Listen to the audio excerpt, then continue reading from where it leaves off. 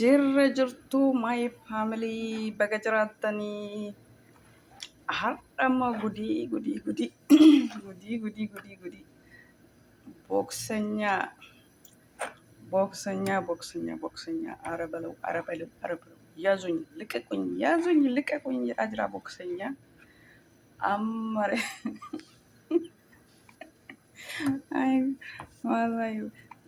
wanni Sa'idoon fuudhu hundi isaatu nama kolfisiisaa jechuudha. Egaa Sumayyaan ta'iniin alatti wanni Sa'idoon aga ammaa fuudhuuf yaadu hundi isaatu nama kolfisiisa jaartii Sa'idoon fuudhu jechuudha. Aayyuutu akka aayyuu jechuun amma aayyuutu akka aayyuu jechuudha. Aayyuun xiqqoo aayyumayyuu wayyaa tuni akkuma dhufteen booksii jamarte jechuudha. Tunis tam akka aayyuu san jechuudha. Jaartii afuraffaadha moo sadaffaadha birama. Jaartiin Sa'idoon fuudhee bakka ammaa achi Sa'idoon hin fuudhee jechuudha. Booksiin fixxii jechuudha. Booksii fixxii.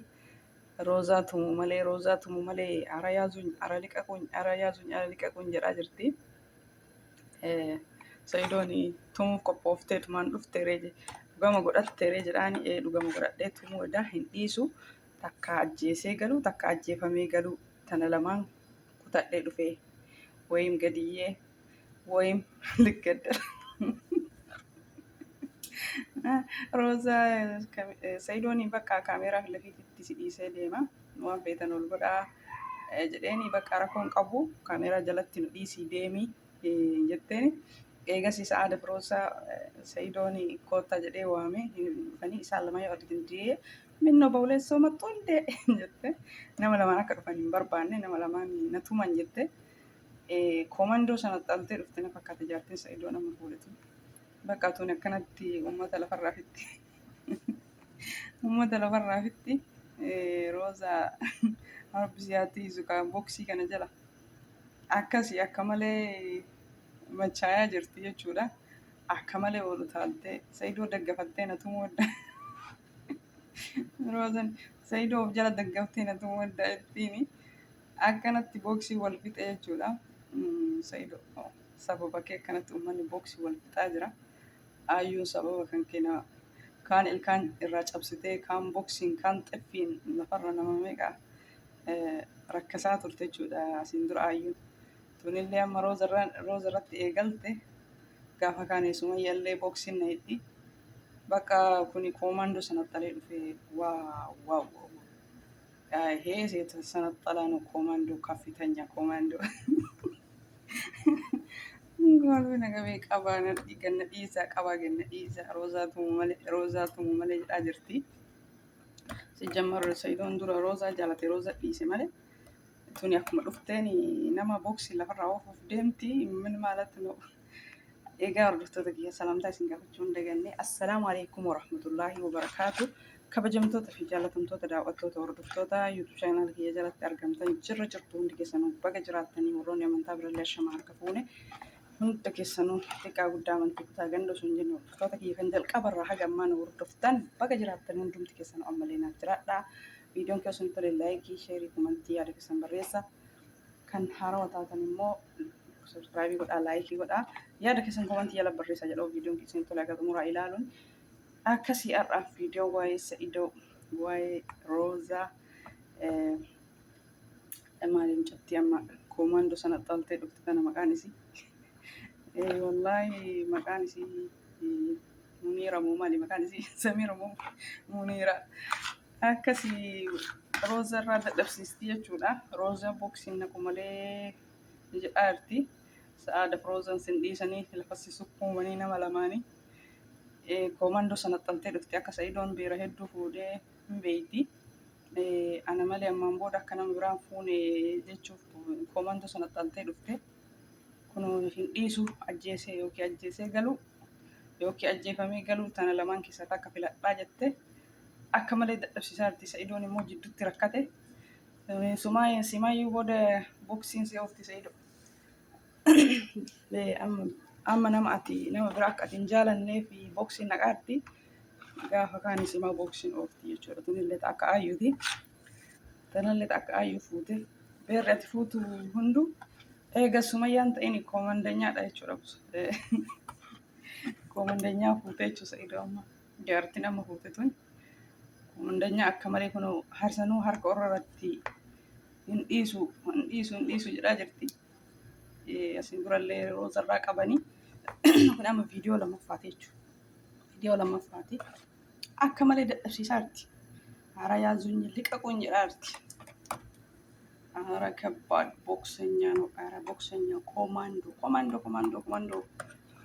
ሮዛ ረቢሴ ሀቲስ koomandanyaan kun amma akka malee sanatti dhufe akka Saidoon jaartii hedduu fuudhe waan beekuuf nama tokko ofitti hin dhiisu ana malee nama tokko ofitti hin dhiisu waa jedhu qophaa'ee dhufe akkasii roozaaf sa'aadanii nama lamaan homasi godhanii Saidooti akka jaartii koomandoo fuute jidduun rakkadhuka. Jaartiin koomandoon kaffitanyaa koomandoo dhufe amma kun akka aayyuu jechuudha. Akkuma isiinuu asiin dura aayyuun sun alii yaasuu birraa ilkaan irraa cabsite jechuudha.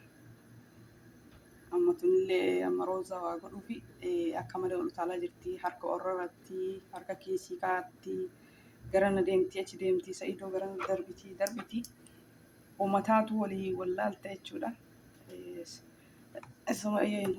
Roozan immoo gadhiisi Saidoo gadhiisi jedhaani jirti. Uuma feetee hafidduu gadhiisi jedhaani jirti. Jidduu kanatti Saidoon immoo jidduun rakkatee jira jechuudha. Kaan achi qaba, kaan as qaba. Saidoo gubbarraan ol utaaltee roozaa qabatti jechuudha.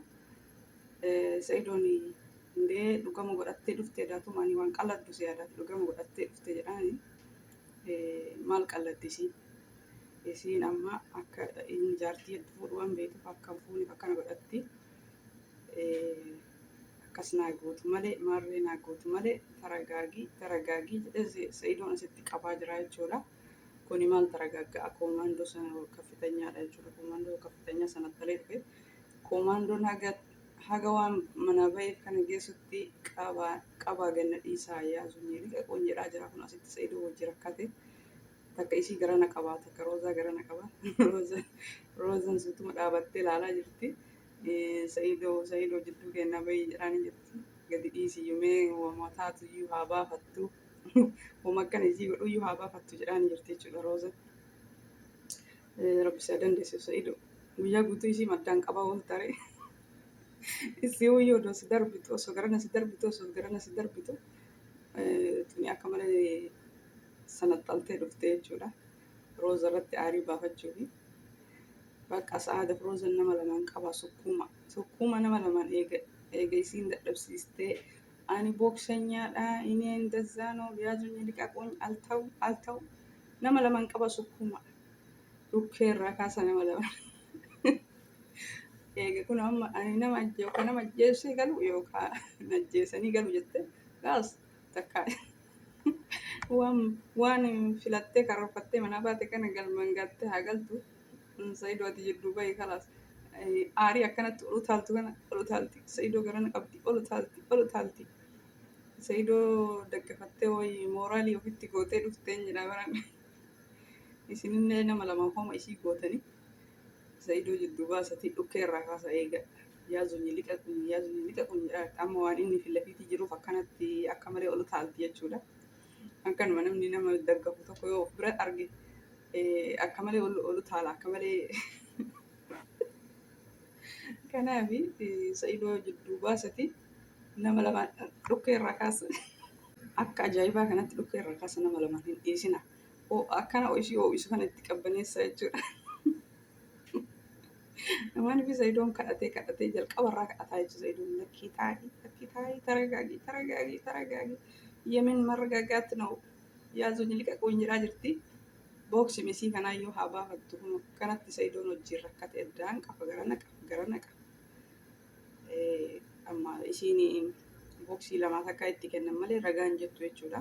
Duraan sodaatte jechuudha. Maaf nama lamaan dhufan ree maa nama tokkoon hin dhufirree maa nama lamaan dhufan ree jette eega bira ganii immoo ati deemi Saidoo jettiin.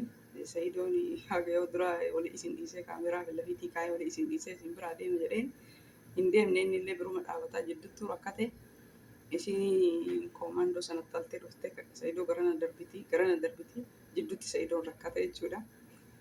Akkasii rabbiin si arrabsu Saidoo. Ani osoo gad dhiisan jedhaa gadi dhiisan. Haawuma barbaaddee gadi baafattu. Isaanillee nama lama maqanii akkasii Sa'aadaa fi Rooza walirraa nafina wal jaalatanii bara. Maashaallah jaalalli keessatti hedduu namatti tola. Sa'aadaa fi Rooza rabbii waliif isin haa dhiisu yoom walirraa nafinaa yoom wajjin deema. Tun immoo jechaa dhufte koomaandoon akka malee machaatu akka malee machaati yazuun liqaqni yazuun liqaqni inni boboksino jetti. Roozatillee boksii sanattaale koomaandoo kaffitanya atillee ofirraa dhayi. Eshi baala koomaandoo jaartii Saidoo afuraffaa wala sadaffaa. Akkasii hordoftoota kiyya koomaandoon Saidoon amma fuudhe kuni kaffitanyaa akka ayyuutii jechuudha. Hunduu ji'uma sagalii dhalate Sa'aadaa fi Roozalleen koomandoo sanatti alaa dhukkee irraa kaasa akka nammachooftu kana booksiin dha'u malee ganna dhiisi Saidoo bayi jidduu kenna Saidoo deemi jidduu kenna Saidoo ganna dhiisi. አንዴ አማርኛ አንዴ ኦሮምኛ አንዴ ልቀቁኝ አንዴ ያዙኝ ምን ይሻለኛል ያለ ቦክስ እኔ አልገባም ሳልመታ እኔ አልገባም ያዙኝ ልቀቁኝ ጀራ ጅርቲ አሲቲ አከሲ sinillee booksiin naqaa jechuudha. Haga itti qabbanaa'utti hin dhiisina jechuudha. Nama machaa'ee dhugan haga itti qabbanaa'utti hin dhiifamu jechuudha. Saidoon lakki jedhaanii jira. Saidoon osoo jidduu dhiisee bahee haa qabbaneeffattu aarii ofii kamanaa baateef kana. Egaa hordoftoota kiyya kana fakkaata. Koomandoon jaartii sadaffaa Saidoon fuudhe jaartii sadaffaati. Tokkoffaan Sumayyaadha. Lammaffaan Aayyuudha. Tunillee akka Aayyuu sadaffaadha jechuudha. Osoo Roozaa fuudhe jaartii afuraffaadha. Tunis tan akka Aayyuuti. Akka Aayyuuti jechuudha. Tun amma Aayyuu matarti. Akka malee olu taaltiyyuu boksii kanaan nama naqu malee koomandoo sanatti taltee dhuftee fakkaatti. Qabaa ganna dhiisaa jettee dadhabsiisaa jirti. Saidoon erguma dhufe jidduun rakkate jechuudha. Ishima taragaagii jedhee kadhataayyuu akka malee macha'aa jirti. Viidiyoon kana fakkaata. Waa'ee jaartii afuraffaa Saidoo jechuudha. Rabbiin si yaalabsu Saidoo. Tuni amma namoota biraa tumtii gaafa xiqqoo turte immoo sillee akkanuma booksiin ooftii Saidoo. Rabbiin si yaalabsu tanallee tam akka Aayyuu fuute jaartiin ati fuute hunduu koomandanyaadha. Akkasii egaa hordoftoota kiyyaa viidiyoon kiyya kanarraa kana fakkaataa. Turtii gaarii waan na dhaggeeffattaniif hedduu galatoomaa. Koomandanyaan wal fixe Saidoo irratti.